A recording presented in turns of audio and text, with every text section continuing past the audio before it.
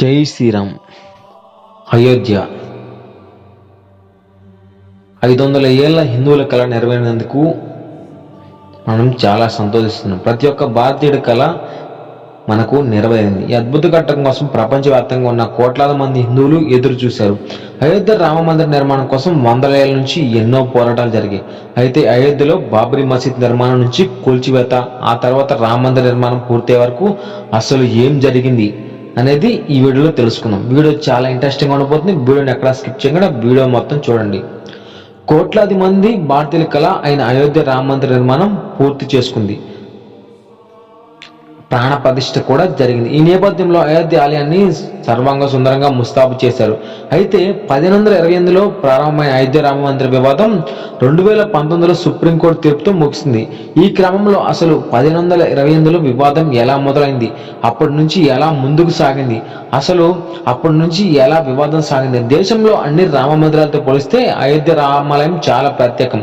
ఎందుకంటే రాముడి జన్మభూమిగా భావించే చోట రామ మందిరం నిర్మించడం కోసం ఎన్నో పోరాటాలు జరిగాయి. మరెన్నో వివాదాలు అయోధ్యను చుట్టుముట్టాయి.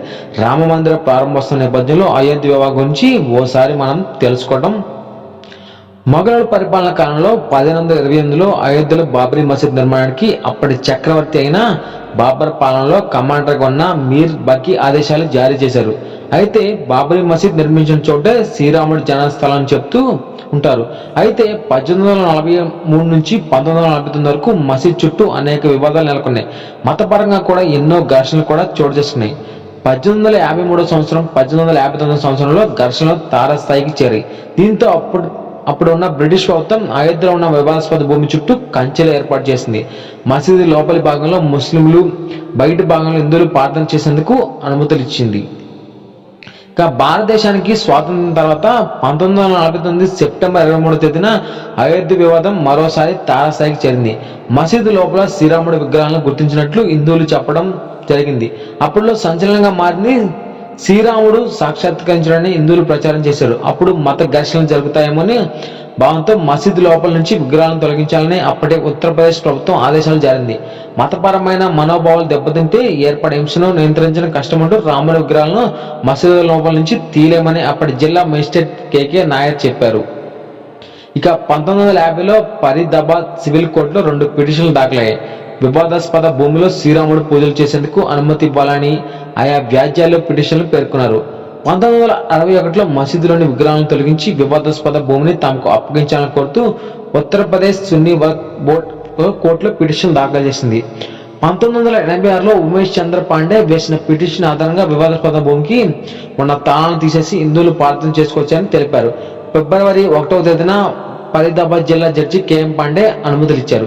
ఇక అయోధ్య రామ జన్మభూమి స్థలం బాబ్రీ మసీద్ వివాదంలో అతిపెద్ద ఘటన 1992 డిసెంబర్ 6వ తేదీన చోటు చేసుకుంది. విశ్వ హిందూ పరిషత్ శివసేన కార్యకర్తలు వివాదాస్పద భూమిలో చొచ్చుకెళ్లి వివాదాస్పద ప్రాంగణంలో బాబ్రీ మసీద్ కట్టడాన్ని ధ్వంసం చేశారు. ఆ ఘటన దేశవ్యాప్తంగా సంచలనం రేపింది. ఆ తర్వాత దేశవ్యాప్తంగా అనేక చోట్ల మత ఘర్షణలు చోటు చేసుకోగా వేలాది మంది ప్రాణాలు కోల్పోయారు. ఇక ఆ ఘటన తర్వాత 2002లో హిందూ కార్యకర్తల లక్ష్యంగా గుజరాత్లో గోద్రా అల్లర్లు జరిగాయి. అనంతరం నెలకొన్న హింసాత్మక ఘటనలో 2000 మంది ప్రాణాలు కోల్పోయారు. ఆ తర్వాత 2010లో వివాదాస్పద భూమిని 3 భాగాలుగా విభజిస్తూ అలహాబాద్ హైకోర్టు కీలక తీర్పు వెలువరించింది. సున్నీ వక్ఫ్ బోర్డు రామ్లల్ల విరాజ్మన్ నిర్మోహి ఆకారాలకు పంచుతూ నిర్ణయం తీసుకుంది. దీన్ని సుప్రీంకోర్టులో సవాల్ చేయగా అలహాబాద్ హైకోర్టు ఇచ్చిన తీర్పుపై 2011లో సుప్రీంకోర్టు స్టే విధించింది. ఇక 2011 నుంచి 2016 వరకు అయోధ్య వివాదం చుట్టూ సుప్రీంకోర్టులో అనేక సార్లు విచారణ జరిగింది. చివరిగా 2017లో అవుట్ ఆఫ్ కోర్ట్ సెటిల్మెంట్ కోసం సుప్రీంకోర్టు పిలుపునిచ్చింది. అదే సమయంలో అనేక మంది రాజకీయ నేతలపై క్రిమినల్ అభియోగాలు మోపింది. మధ్యవర్తిత్వంలో అయోధ్య వివాదాస్పద భూమికి పరిష్కారం కోసం 8 వారాలు గడువిస్తున్నట్లు 2019 మార్చి 8వ తేదీన సుప్రీంకోర్టు ప్రకటించింది. అయితే ఈ మధ్యవర్తిత్వం ద్వారా ఎలాంటి పరిష్కారం లభించలేదని 2019 ఆగస్టు 2వ తేదీన సుప్రీంకోర్టు మీడియేషన్ ప్యానెల్ నివేదికను అధిగమించింది. దీంతో అప్పటి నుంచి అయోధ్య బాబ్రీ మసీద్ వివాదం సుప్రీంకోర్టు రోజువారీ విచారణ చేపట్టింది. 2019 ఆగస్టు 16వ తేదీన అయోధ్య వివాదంపై తీర్పును రిజర్వ్లో ఉంచింది.